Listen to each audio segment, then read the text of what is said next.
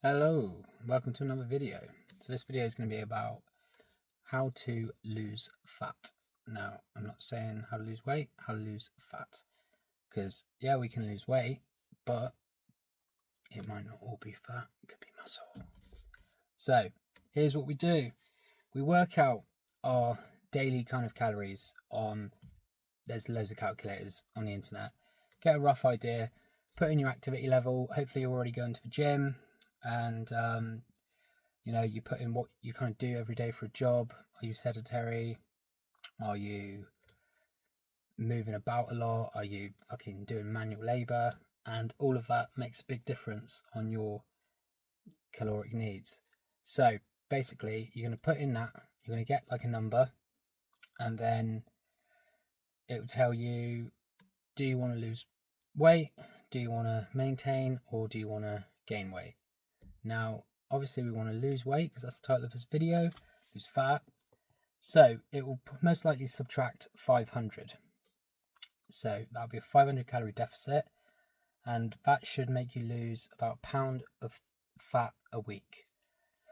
So next is you're going to start tracking your calories, and yes, you have to track your calories. If you've got a fucking calorie number, how are you going to know you're hitting it unless you're tracking your calories? MyFitnessPal is really good. Macro Factor is really good. It is a premium app, so you have to pay for it unless you've got Android.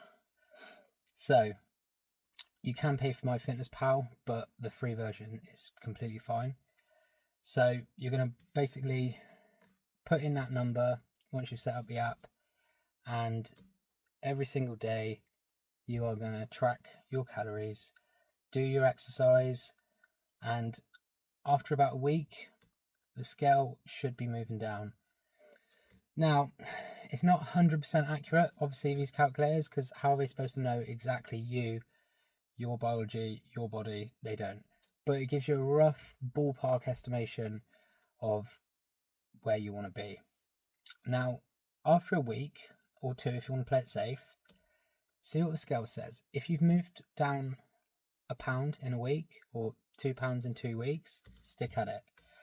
If you say move down like 0.8, 0.7, even 0.5, then what you need to do is either cut the calories down a little bit, try like 100, maybe 200 a day less, or increase the physical activity. Now, I would try and cut the calories down first, as long as it's sustainable for you, before you start adding in loads of physical activity, because sooner or later you will burn out doing too much activity. So after you've done that, go back to the scales after another week, see what it is. Is it now moving a pound? Is it now 0.9 of a pound?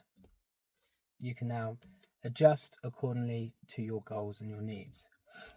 Now, what you want to be making up these calories with is protein. If you are overweight, do work out your lean body mass. You can do that on the internet as well, and do a gram of protein per pound of lean body mass. If you're in good shape and say you're cutting down, you're bodybuilding, you're cutting down, you already know what you're doing anyway at that point. But if you don't, for example, then just do a gram per pound of body weight. So I'm doing 170 grams a day, probably a little bit more than I need, but it keeps me safe. Now the rest you want to fill with mostly carbohydrates and some fats. Don't want to go too high on fats because you need carbs for energy. Now, fats, I think you want to have about minimum like 20 to 40 a day, 20 to 30 maybe a day, just for hormonal function. And the rest, protein and carbs. Carbs will fuel you through your training. They will keep you feeling good, keep you operating tip top, and you will feel better. Don't go to all the keto shit. Just don't do any of that shit. Just keep your carbs in, keep your protein in, keep working out hard. If you're working out hard, or you're working out and you want to build some muscle and all that stuff, you need to keep your carbs in, because otherwise you're going to feel like utter shit. Trust me. Been there, done it. Got the fucking medals. So, what then? Let's say you've been doing it now for a while. You've lost a good amount of weight. Now, the scales start stopping. The progress is slowing down. Why is that? Well, do you remember when you got that number? That was, you put in your weight, didn't you? Your weight's now changed, which means your whole body is lighter. So everything you do is causing less energy to be expended. So, take off a couple hundred, just play it safe. Do it little steps, unless you've got like a deadline, just a little bit at a time. And after a while, when that starts happening again, you can choose whether you want to increase your output, aka your working out, your activity, your steps, etc., or do you want to cut more food out? Now it becomes a point where cutting out more food becomes very difficult and your energy levels tank very much. So you have to decide what's best for you, your lifestyle. Can you have less food? Can you spend an extra 20 minutes in the gym? Can you do some extra cardio in the gym after your weights? You decide. It's your body, your goals. Do what fits into your routine. And then the scale will start moving again, because you're increasing the calories burned by doing more exercise, which is then creating that deficit again. Okay. Any other things to mention on?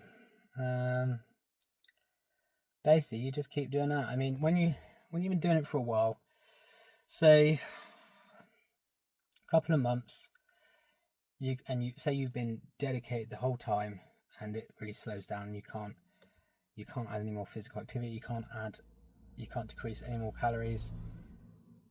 You can try refeeds. Now, these are better when you're actually leaner. I've been doing them periodically, and it has helped me break past plateaus really good. So refeed is basically you just increase the amount of carbohydrates. You add say another 200 to 300, 400 grams of carbs into your daily allowance for 1 or 2 days.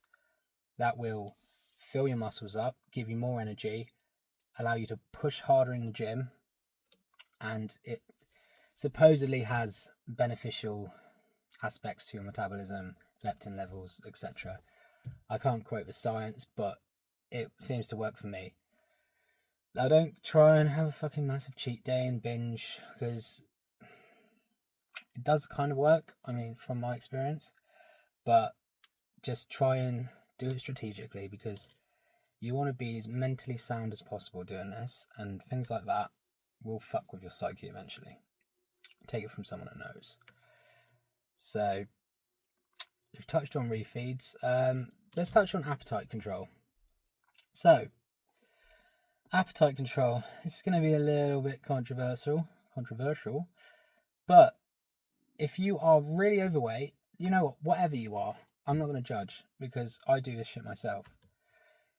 If you are struggling to reach your goals because of your appetite and you can't push through it, and it's literally standing in the way between you and what you really want, then there are things out there now that take all of that away.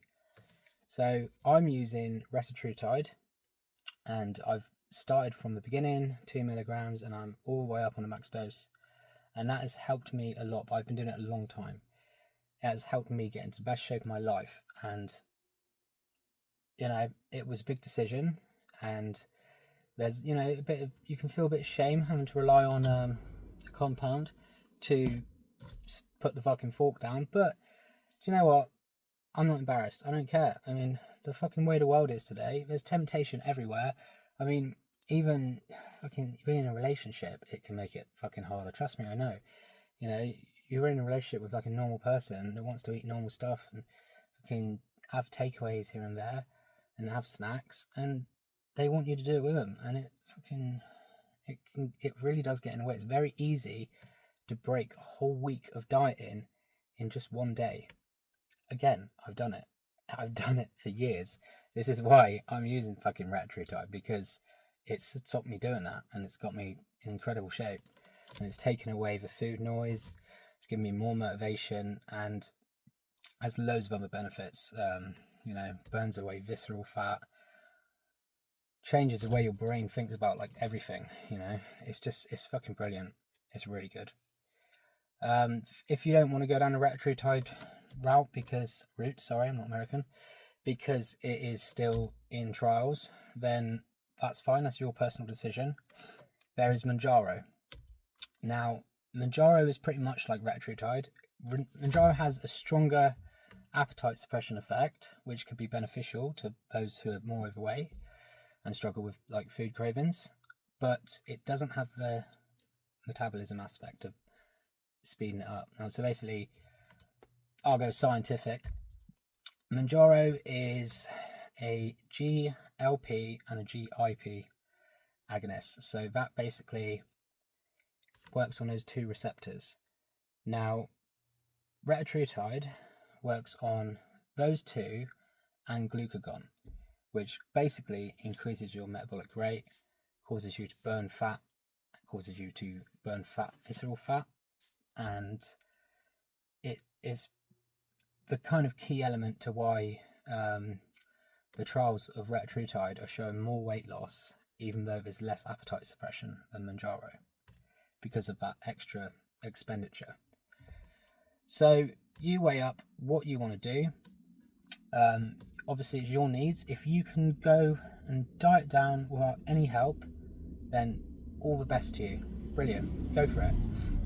But if you need some help, there's no shame. Do it. Because if it gives you happiness and allows you to reach your goals and allows you to be healthier, then I'm all for it. And you should be too. It's just one injection a week, and it's very simple. It will help you. Now, you don't need to buy the fucking stupid Mounjaro pens and shit like that cost a fortune. You can get it very easily online for much cheaper. And you can get it cheaper than the online places for cheaper if you know where you're looking. But it's not my place to say. This is just a informational video. Nothing is supposed to be taken as medical advice, blah blah blah. But do make your own choices. You are an individual, and yeah, good luck on your journey.